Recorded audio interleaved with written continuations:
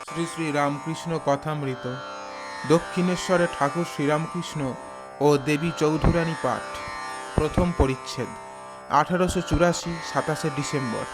Master প্রসন্ন, কেদার, রাম, নিত্যগোপাল, তারক, সুরেশ প্রভৃতি। আজ শনিবার 27 ডিসেম্বর 1884 খ্রিস্টাব্দ, 13ই পৌষ, শুক্লা সপ্তমী তিথি। যীশুখ্রিস্টের জন্ম উপলক্ষে ভক্তদের অবসর হইয়াছে। অনেকে ঠাকুর শ্রীরামকৃষ্ণকে দেখিতে আসিয়াছেন। সকালেই অনেকে উপস্থিত হইয়াছেন। মাস্টার ও প্রসন্ন আসিয়া দেখিলেন ঠাকুর তাহার ঘরে দক্ষিণ দিকে দালানে রহিয়াছেন। তাহারা আসিয়া তাহার চরণ বন্দনা করিলেন। ঠাকুর শ্রীরামকৃষ্ণকে শ্রীযুক্ত সারদা প্রসন্ন এই প্রথম দর্শন করেন। ঠাকুর মাস্টারকে বললেন, কই বঙ্কিমকে আনলে না? বঙ্কিম একটি স্কুলের ছেলে। ঠাকুর বাগবাজারে তাহাকে দেখিয়াছিলেন। দূর থেকে দেখিয়াই বলিয়াছিলেন, ছেলেটি ভালো। ভক্তেরা অনেকেই আসিয়াছেন।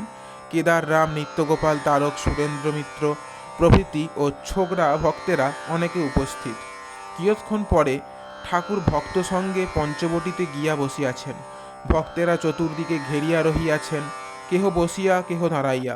ঠাকুর পঞ্চবটি মূলে ইষ্টক নির্মিত চাতালের উপর বসিয়া আছেন। দক্ষিণ পশ্চিম দিকে মুখ করিয়া বসিয়া আছেন। সহাস্যে মাস্টারকে বলিলেন, বইখানা কি এনেছ? মাস্টার, আজ্ঞে হ্যাঁ। শ্রীরামকৃষ্ণ, পড়ে আমায় একটু শোনাও দেখি। ভক্তেরা আগ্রহের সহিত দেখিতেছেন কি পুস্তক। পুস্তকের নাম দেবী চৌধুরানী। ঠাকুর শুনিয়াছেন দেবী চৌধুরানীতে নিষ্কাম কর্মের কথা আছে। লেখক শ্রীযুক্ত বঙ্কিমের সুখ্যাতিও শুনিয়াছেন। পুস্তকে তিনি কি লিখিয়াছেন তাহা শুনিলে তাহার মনের অবস্থা বুঝিতে পারিবেন। মাস্টার বলিলেন, মেয়েটি ডাকাতের হাতে পড়িয়াছিল। মেয়েটির নাম প্রফুল্ল, পরে হলো দেবী চৌধুরানী। যে ডাকাতটির হাতে মেয়েটি পড়েছিল তার নাম ভবানী পাঠক। ডাকাতটি বড় ভালো।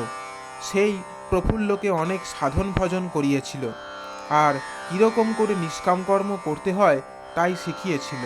ডাকাতটি দুষ্ট লোকেদের কাছ থেকে টাকা কড়ি কেড়ে নিয়ে গরিব দুঃখীদের খাওয়াতো, তাদের দান করত। প্রফুল্লকে বলেছিল, আমি দুষ্টের দমন, শিষ্টের পালন করি। শ্রীরামকৃষ্ণ, ও তো রাজার কর্তব্য। মাস্টার, আর এক জায়গায় ভক্তির কথা আছে।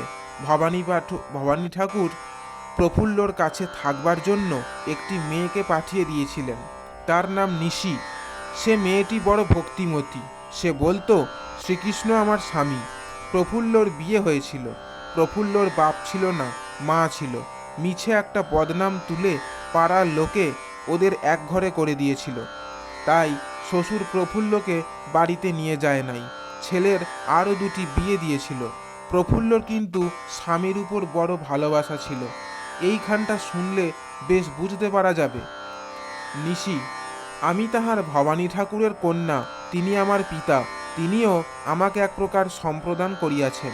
প্রফুল্ল, এক প্রকার কি? নিশি, সর্বস্ব শ্রীকৃষ্ণে। প্রফুল্ল, সে কি রকম? নিশি, রূপ, যৌবন, প্রাণ। প্রফুল্ল, তিনিই তোমার স্বামী? নিশি, হ্যাঁ, কেননা যিনি সম্পূর্ণরূপে আমাতে অধিকারী তিনিই আমার স্বামী। প্রফুল্ল দীর্ঘ নিঃশ্বাস ত্যাগ করিয়া বলিল, বলিতে পারি না। কখনো স্বামী দেখো নাই, তাই বলিতেছ। স্বামী দেখিলে কখনো শ্রীকৃষ্ণে মন উঠিত না। মূর্খ ব্রজেশ্বর প্রফুল্লের স্বামী এত জানিত না।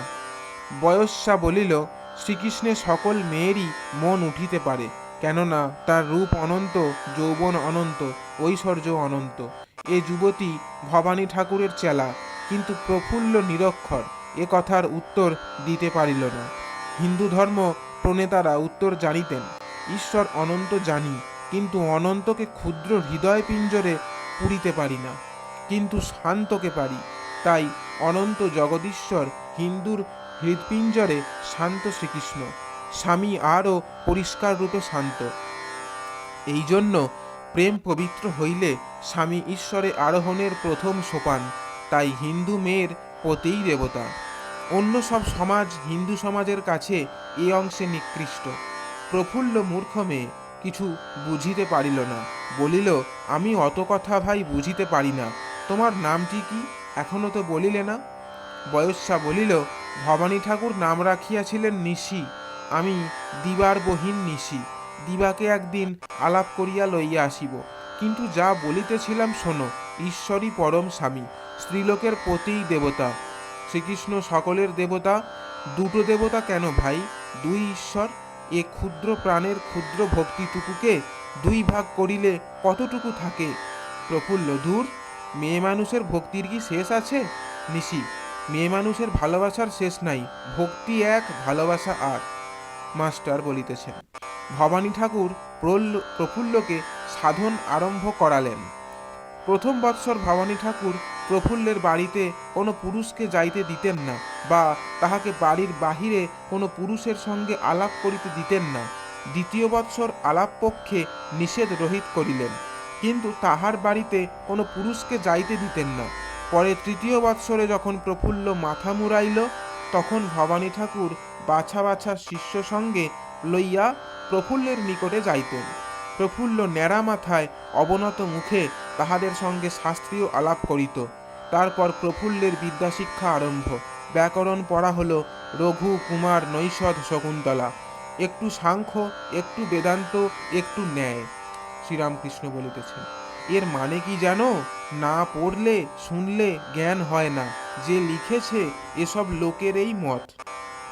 এরা ভাবে আগে লেখাপড়া, তারপর ঈশ্বর। ঈশ্বরকে জানতে হলে লেখাপড়া চাই। কিন্তু যদু মল্লিকের সঙ্গে যদি আলাপ করতে হয়, তাহলে তার কখানা বাড়ি, কত টাকা, কত কোম্পানির কাগজ, এসব আগে আমার অত খবরে কাজ কি? জোশ ও করে, স্তব করেই হোক, দারবানের ধাক্কা খেয়েই হোক, কোনো মতে বাড়ির ভিতর ঢুকে যদু মল্লিকের সঙ্গে আলাপ করতে হয়। আর যদি টাকা করি ঐশ্বর্যের খবর জানতে ইচ্ছা হয়, তখন যদু মল্লিককে জিজ্ঞাসা করলেই হয়ে যাবে, খুব সহজে হয়ে যাবে। আগে রাম, তারপর রামের ঐশ্বর্য, জগৎ। তাই বাল্মীকি মরা মন্ত্র জপ করেছিলেন।